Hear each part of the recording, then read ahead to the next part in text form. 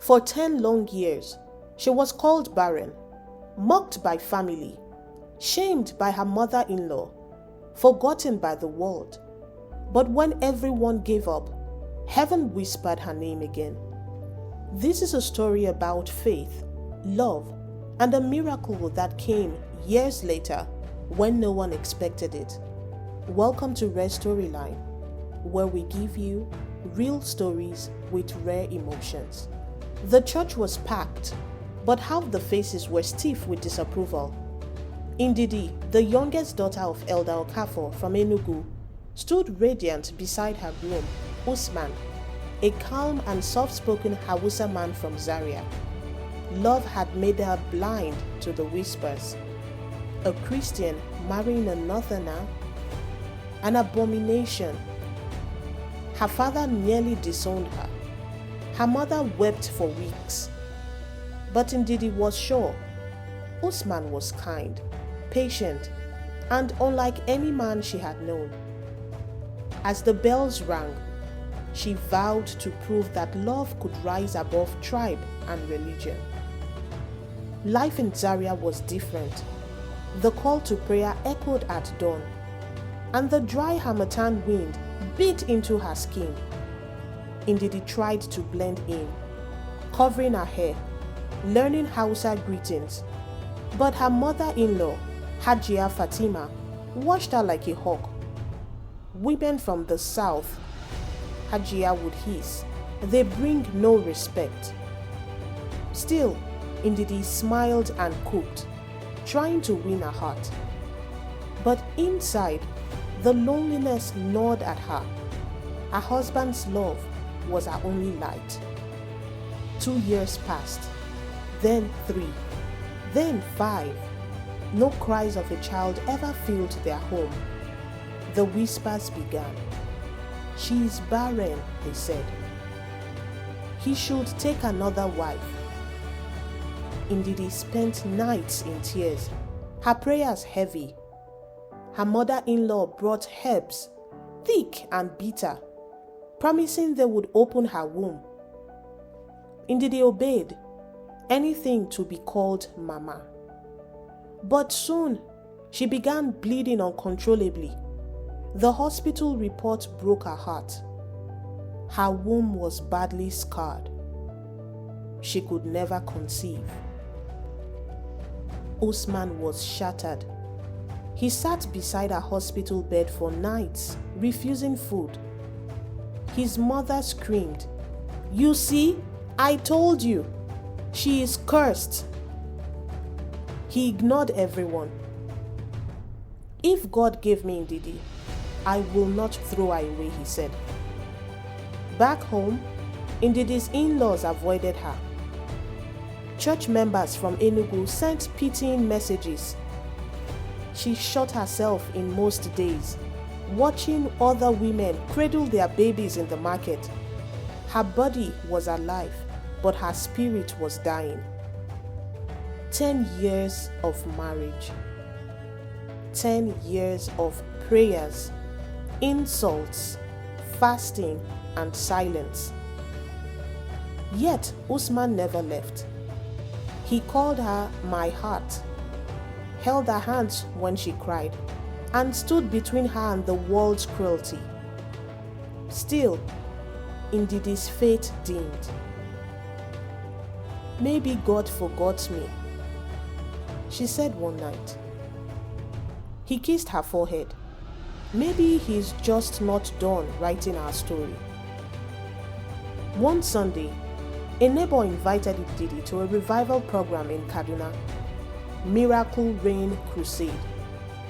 She didn't want to go, but Usman insisted. "Go," he said. "If not for faith, then for peace."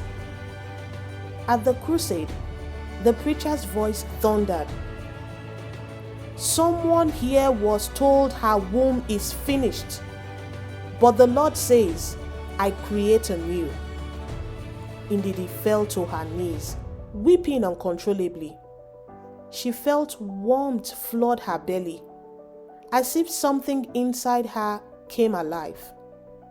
When she got home, she slept deeply for the first time in years. 3 months later, nausea came. Then dizziness. She ignored it until her husband dragged her to the clinic.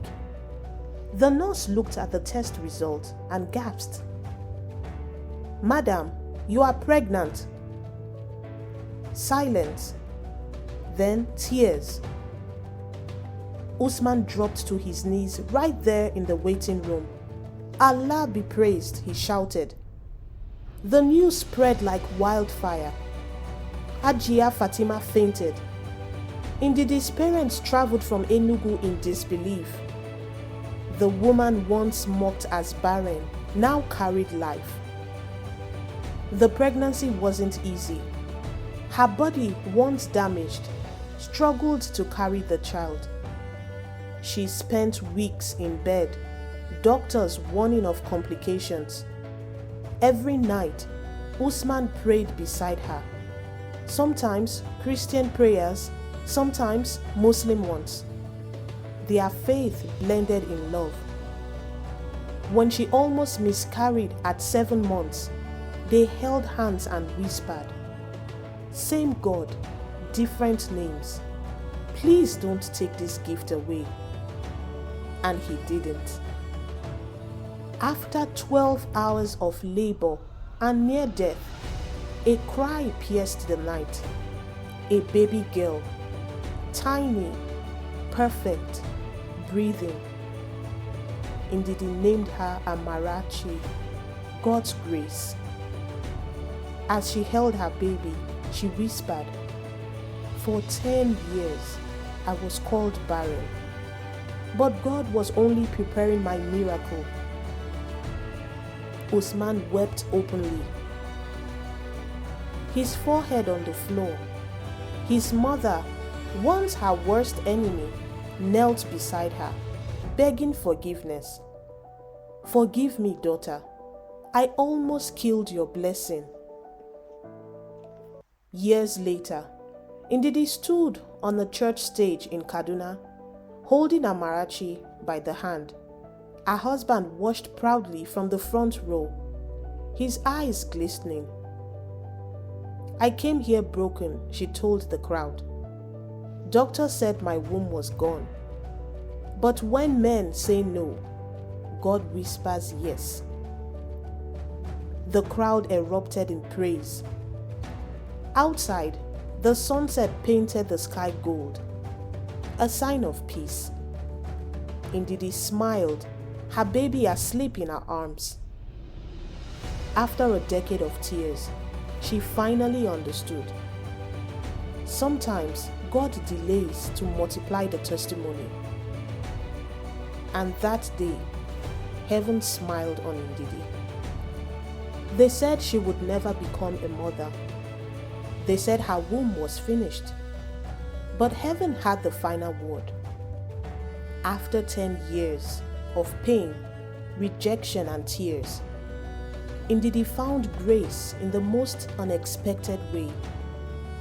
Not because she was perfect, but because love endured and faith refused to die. Today, her story reminds us that no delay is wasted, no prayer unheard, and no pain unseen. When the world says it's over, heaven might just be getting started. If this story touched your heart, don't just scroll, show some love. Subscribe to Rare Storyline for more real stories and rare emotions that remind us that hope still lives. Subscription is free, but it means the world to us. Like, share, comment, and let's keep telling stories that heal, inspire, and unite us. Thank you.